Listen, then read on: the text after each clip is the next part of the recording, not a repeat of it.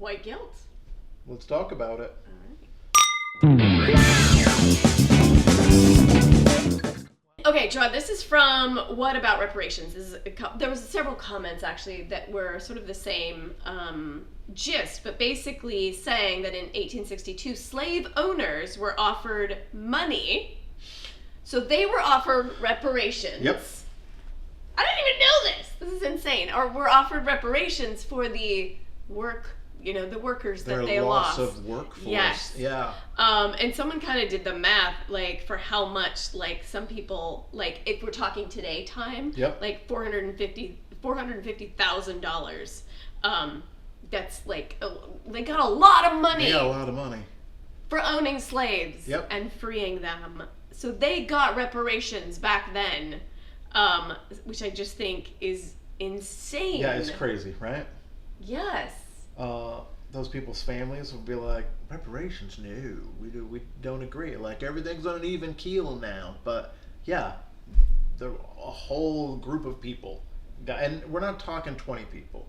This isn't like a small bit of folk in Louisiana that got some money. This is a lot of people. It was a governmental thing. Which is insane too, because they lost the war. They cost the country so much money going to war and killing a bunch of Americans, and then they had to let other Americans be human and free, and then they got a ton of money. Yeah. That's insane. Now, let's be honest, some of this is hush money. Like, look, we don't want also, another war, so yes, I'm sure that's here. But still, it was.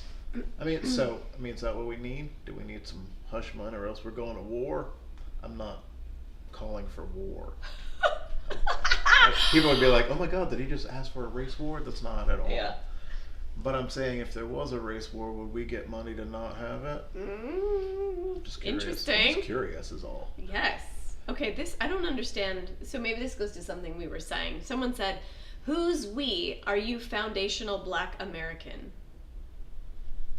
Foundational Black American. Am I a What slave? Is that what they asked me? I don't understand what it's asking. Okay, our director knows. They're saying Geraud used the pronoun or we, and they got upset because how is he speaking for all Black people?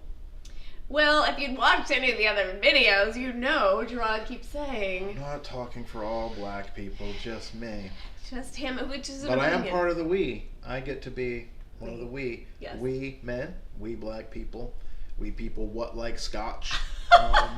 Yeah, I'm part of He the can be we a as we. well. Yes, but we're not saying all, just saying we.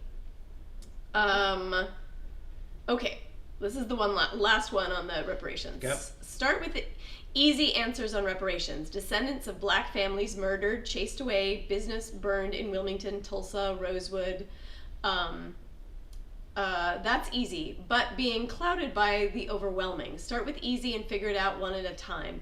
Also, were Jewish people told how to use their reparations? Oh, see, I don't know enough history. What is wrong with me? Again, Black people being seen lesser than. So, yeah, after World War II, we should look that up. But did Jewish people get reparations? I don't know where we start or how we do it, but like the idea that it's been done and other countries have owned their history and figured out something. And some of the issue, I will defend. I'm for reparations. Okay. I will defend. Now, when Germany did it, they did it really close after the fact, so that you could identify the people that we're talking about and their families. Now, they didn't do it fast enough, right? And there was still, it wasn't like a one for one. Oh, you were in a concentration camp, you get some money of whatever sort, right? Yeah. Some of this did end up going to families, but still, that was a great deal of money that was used as reparations for those families. So, though we are further away, we can still sort of pick this time frame. And look, man, we can all trace our histories back. We all do it just for $49. We send our little swab in, and we know who all our relatives were. We can track all of the people that were probably at least two, maybe not all, but I'm also assuming that Germany didn't hit everybody, and that also some people who probably weren't as affected also got some, right? And I think, like, I mean, you look at Florida, who just doesn't even want to own any of the history, the facts and the history of, like, so there's part of America that just, like, doesn't want to, I mean, and a lot of the South too, because if you own our history, and a lot of people in the South have relatives that, you know, that fought in the war and not on the right side.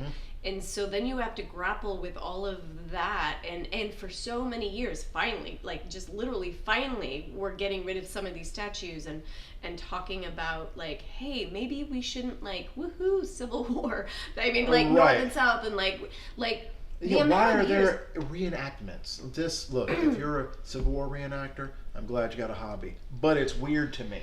It's weird. It's awful to me. This was an awful war. That this, you know, and the wrong side lost.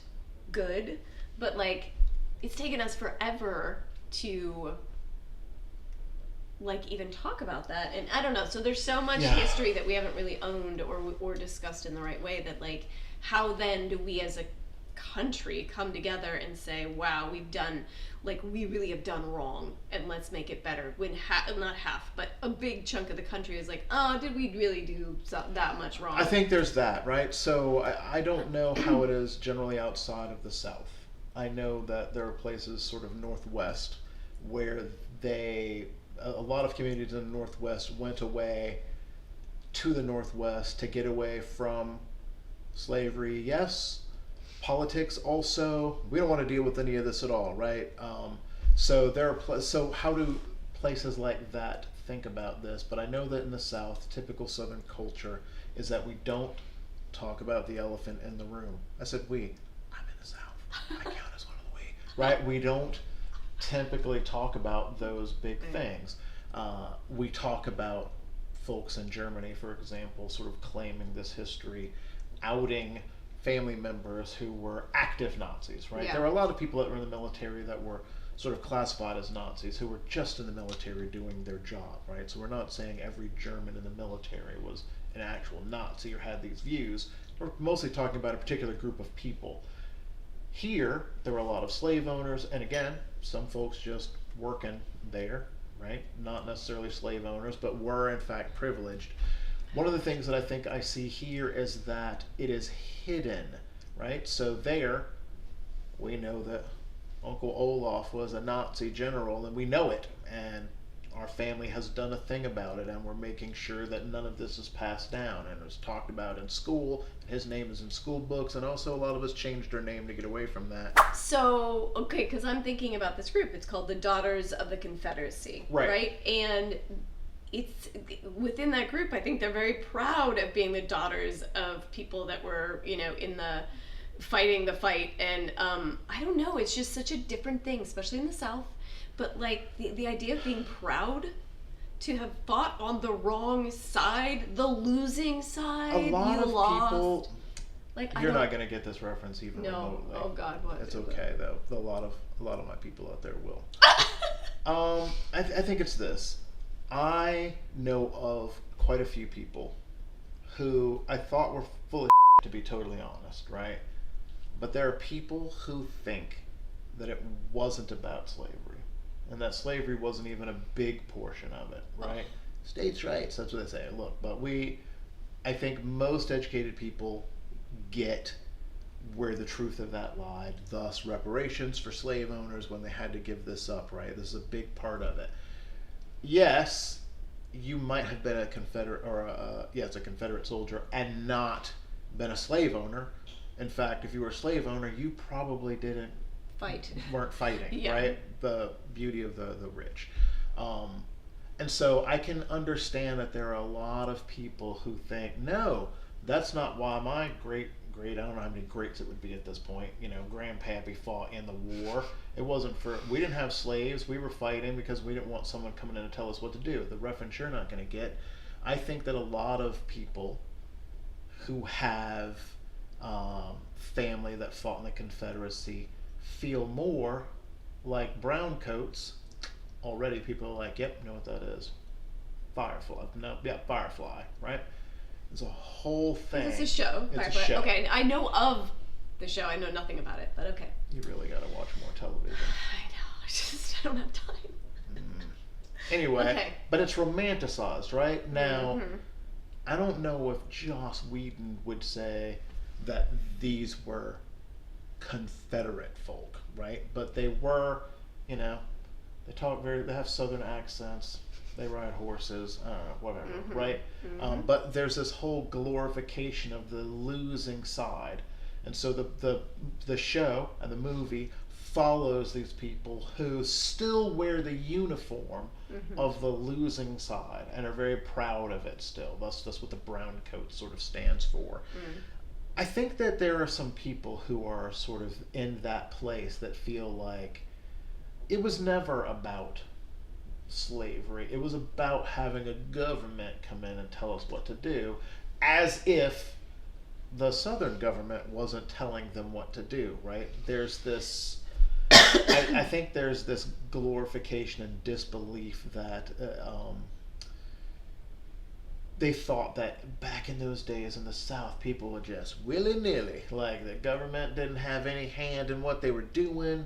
They weren't paying taxes or getting drafted or any of that, right? That it was just freewheeling times and that everything was glory. And then they were fighting to keep that away. But that's not really true.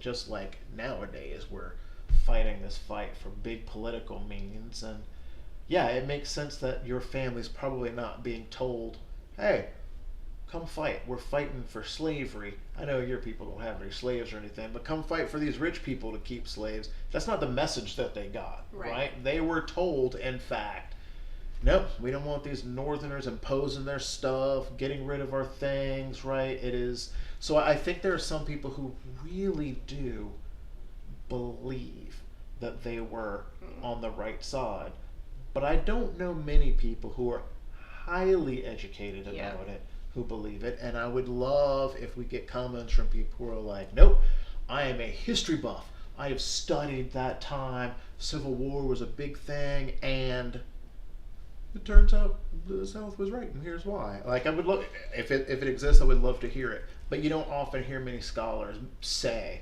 that. No, because slavery was on the table. Whether it's being that's like nothing else matters. Nothing else matters. If slavery's on the table, then nothing else matters. You can't be fighting for less taxes if a human being is a slave, and it's if you pay less taxes and that person can still be a slave. If we can keep our slaves, we'll pay the taxes, right? That's not. You can't say anything to me to make me educated or not. So yeah, I just think it's a big. So I do want to hear comments of like why people think that the Confederacy and the Confederate movement and that why it's so glorified and why we can't own our own history and the fact that it was a terrible thing what the South did and own it like other countries and own the fact that slaves didn't get good skills because we helped them out. Whatever Florida crap is right now. Oh my God, that man. That's good stuff. Lordy. Anyway, so, but other countries don't do this. Right. I mean, maybe some do with but it's kind of ridiculous. Yeah. So.